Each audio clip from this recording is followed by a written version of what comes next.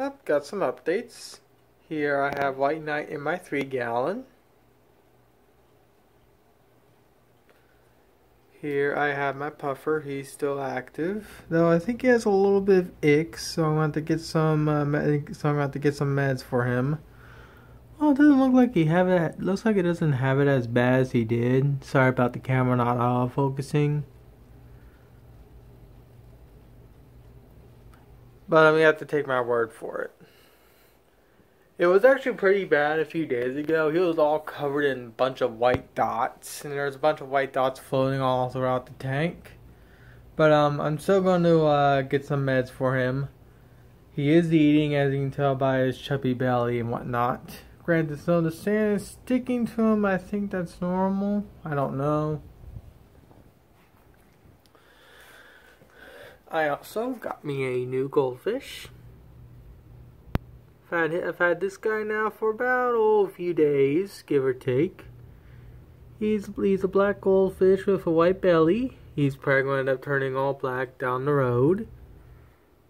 My other black goldfish are doing just fine. All these guys think they're going to get fed. He's still getting used to the routine, so that's kind of why he's just hanging out at the bottom, acting the way he's acting.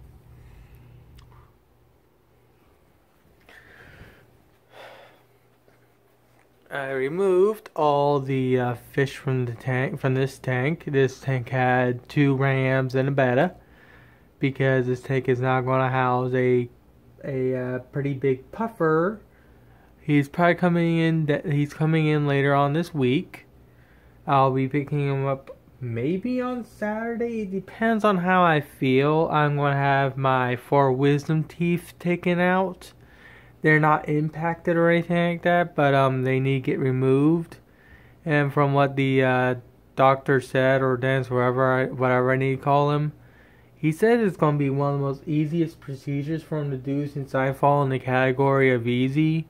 And they're going to take like, what, 25-30 minutes to take all 4 out. But with that said, I'll be swollen like a chipmunk for a few days, and I may not feel so good. I don't know. It depends on how I feel. So I let them know that I may be coming in the week after to pick him up. I want to try picking him up on Saturday, but it depends on how I feel.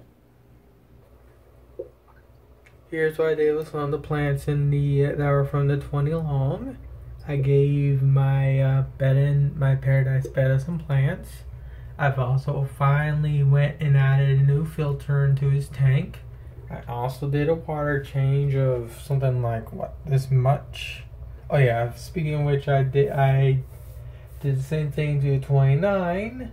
I took out around 6 gallons worth of water, so that tank is fresh, ready to go. It's currently still fresh, but I'm going to plan on getting the stuff required to convert the tank to brackish. Depends on how the fish comes in. If he comes in fresh water, or if he comes in brackish.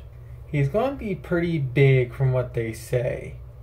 So if he somehow comes in as fresh, I'm going to be amazed.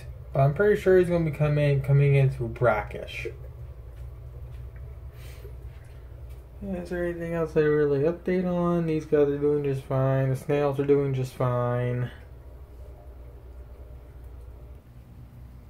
Here's what I did with the fish that were in the 29. I mean, not 29, but in 20 long. I set up this 5.5 sand bed, my betta, and my 2 rams. There's one of my rams. The other one is probably hanging out in the back. Yep, he's hanging out right there. I'm probably going to add these 2 plants in there to add a little bit more of a hidey holes for everyone. But with that said, the betta is still the one that runs the tank. He chases the rams around, but the rams are fast enough to where he doesn't have the ability to nip them. But with that said, I'm going to add a few more hides, add a few tubes for him to hang in, make him feel a little more safe. They all got along just fine in 29. There was an occasional chasing and whatnot, but overall everyone got along, so that's the only reason why I'm doing this setup in a small tank.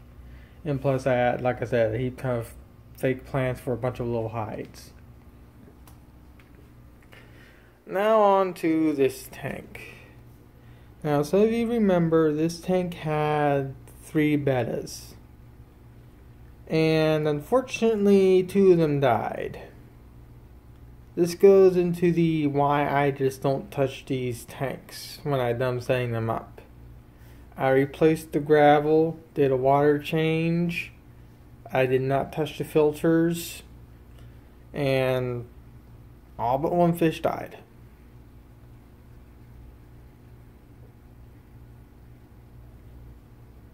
Now, I'm not going to get into specifics, but this really emboldens what I say of leave the tank alone, don't touch it. But yeah, luckily I still have my high dollar betta with me still. Believe it or not, this one right here, when I got him, was a koi. He had white and red dots. I mean, he's still a koi, but you really can't tell he's a koi due to his colorization. But with that said, I'm not mad at his colors. He's still a very beautiful fish. And my S7 refuses to autofocus on him. Let's see. The angels are doing just fine. They haven't spawned in this tank. I still have yet to build sponge filters in here. My little dragon scale is doing just fine. I was thinking that I could go back and redivide this tank by 3, then put the put my dragon scale on one side, and put my crown tail, which is somewhere in this tank, on the other side. But considering what just happened in this tank, I'm just gonna leave this tank alone. The only thing I'm going to do to this tank is I'm going to rebuild the lid. Because the lid is all nasty. The LEDs have an ugly yellow to them. And plus I have to slide the lid like this. Though sliding the lid like this is actually pretty cool. Yeah, I think I'm going to keep the lid like this. I'm going to have to modify the new tank lid so I can just do this with it. And I'm also going to replace this tank lid too. Same thing with the LEDs. Speaking of the LEDs, some of these LEDs can short like this, and it gets pretty nasty after a while. But yeah, that's my update. I got unfortunately fish passed and got new fish on the way. Oh yeah, if you're wondering, I did have a puffer in this tank. Unfortunately, he passed too. But as you can tell, all these guys are doing just fine.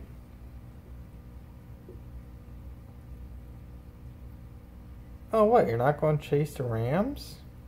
Is it because you know I'm recording?